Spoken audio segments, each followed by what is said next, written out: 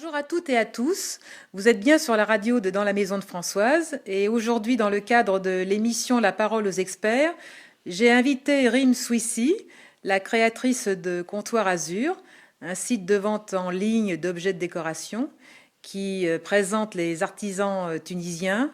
Et donc Rim va nous dire un petit peu comment elle arrive à dénicher tous ses talents. Rim, bonjour. Bonjour Françoise, Heureuse de vous accueillir pour cette première émission. merci à vous. Et donc, vous allez un petit peu nous expliquer les raisons de la création de ce site en ligne, Comptoir Azur, qui apparemment est spécialisé sur tous les accessoires et les objets de décoration du bassin méditerranéen, je crois. Oui, voilà, c'est ça. Alors, ce que j'avais à cœur, en fait, c'était de créer un site en ligne qui permette de mettre en valeur le savoir-faire des artisans, c'est-à-dire de ne pas faire seulement une boutique en ligne, mais d'expliquer comment les produits sont fabriqués, par qui ils sont fabriqués. Et donc Comptoir Azur, qui s'appelle Comptoir Azur et artisan de savoir-faire de Méditerranée, a démarré avec un ensemble, une quinzaine à peu près, d'artisans de Tunisie. Et ce que j'espère, c'est aller vers d'autres pays de Méditerranée, qu'elles soient du nord ou du sud, dans un avenir proche. Bon. Et bien sûr, vous vous faites connaître comment en dehors de votre site web. Alors, comme vous l'avez dit, donc il y a le site web, bien sûr, qui permet l'achat et vente en ligne. C'est aussi un catalogue qui peut être vu par les professionnels. Mais surtout, j'organise régulièrement des boutiques éphémères, c'est-à-dire que je loue un lieu. Jusqu'à présent, c'était dans Paris, donc une boutique pour une semaine où les gens peuvent venir voir et bien sûr acheter les produits qui sont essentiellement donc des produits de décoration d'intérieur. Alors, comment vous sélectionnez tous ces produits? Parce qu'en fin de compte, on connaît l'artisanat tunisien qu'on peut trouver dans les souks quand on va en vacances là-bas, mais c'est pas toujours obligatoirement de la qualité. Donc, j'imagine que vous avez sûrement des astuces, des plans. Mais en fait, j'ai prospecté au travers de pas mal de supports, bien sûr des catalogues qui étaient liés à des salons professionnels. Je suis allée moi-même sur des salons professionnels. Je suis en fait allée, j'allais dire, à la recherche d'artisans hors des sentiers battus. Et le concept de Comptoir Azur, en fait, c'était de trouver des artisans qui travaillaient avec des savoir-faire ancestraux, mais qui savaient le mettre au goût du jour. Voilà, donc je ne voulais pas en fait mettre sur ma boutique des produits qu'on allait mettre dans une vitrine, mais vraiment que ça puisse être intégré dans un intérieur contemporain.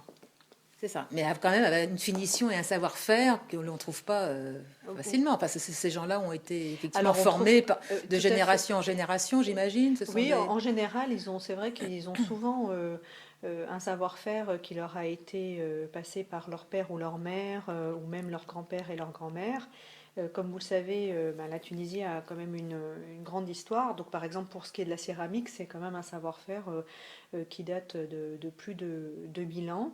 Ce que j'ai cherché dans ma sélection, c'était d'avoir des artisans qui, malgré tout, savaient avoir un design dans leurs produits qui soit adapté au marché européen, puisque je vise le marché européen, même si le site est en français dans un premier temps.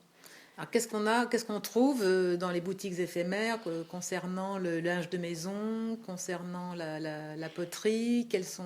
Alors, on va dire, mon catalogue s'articule autour de trois familles de produits, l'art de la table, le linge de maison et la décoration.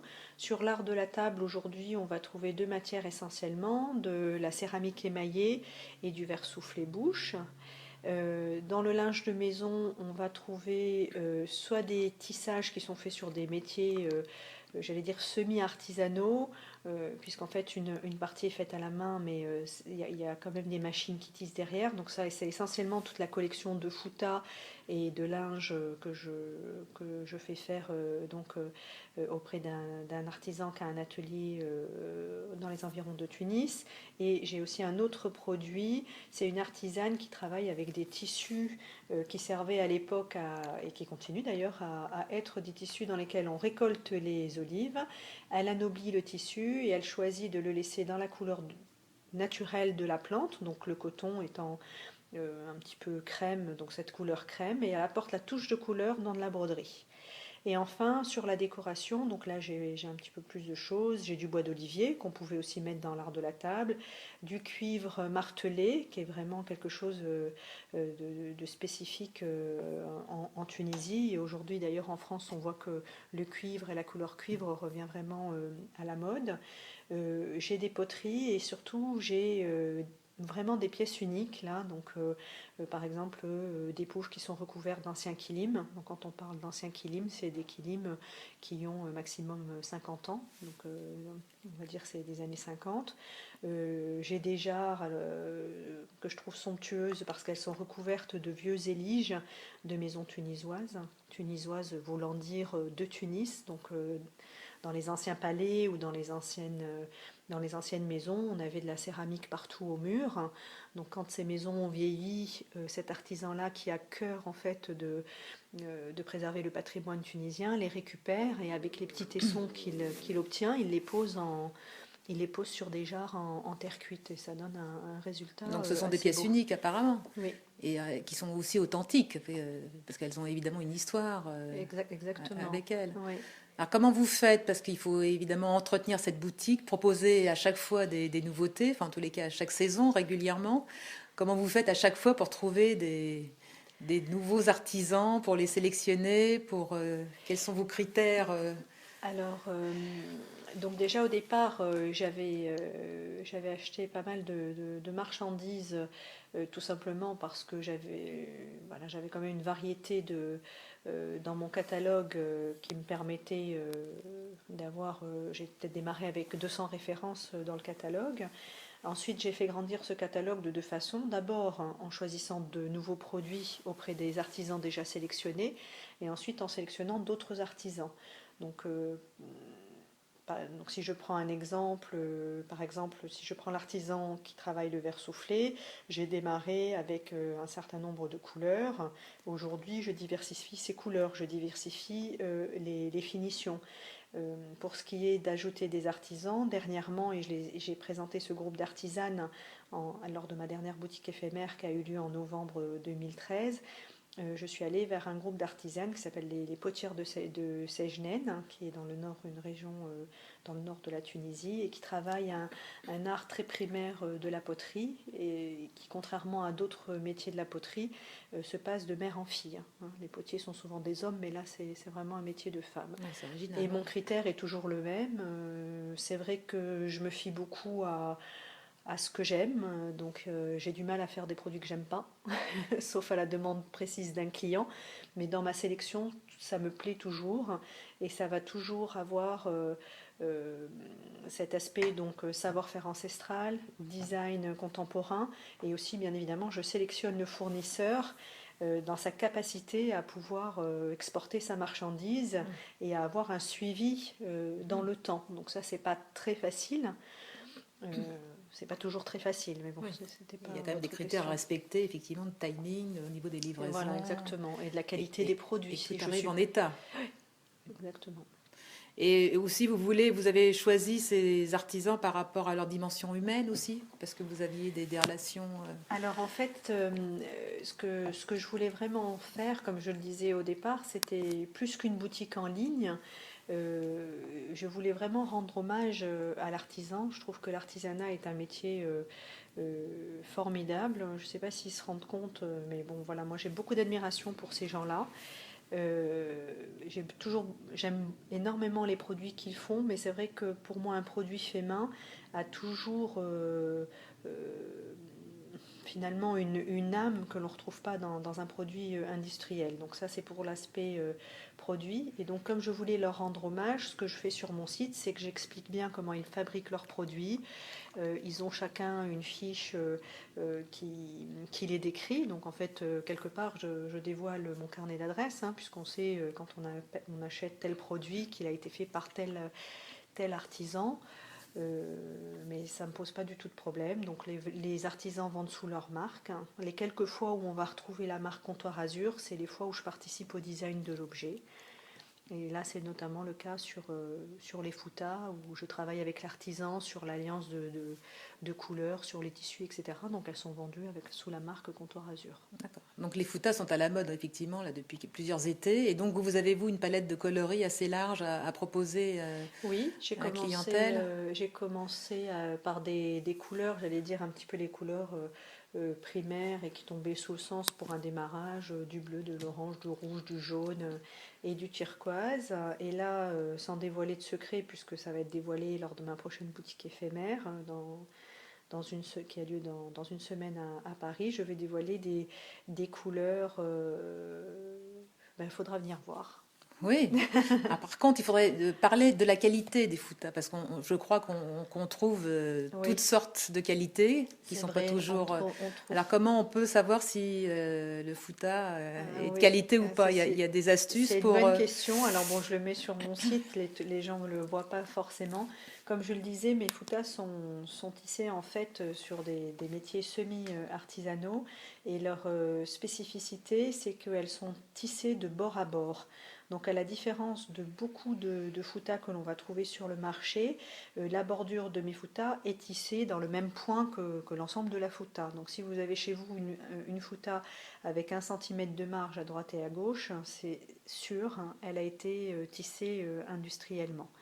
Ensuite, on parlait de sélection de produits, il y a différents tissages dans la fouta. Moi, j'ai choisi des tissages qui étaient très absorbants. Donc moi, j'aimais beaucoup des foutas que j'utilisais à titre personnel. Ça s'appelle la fouta à tissage plat.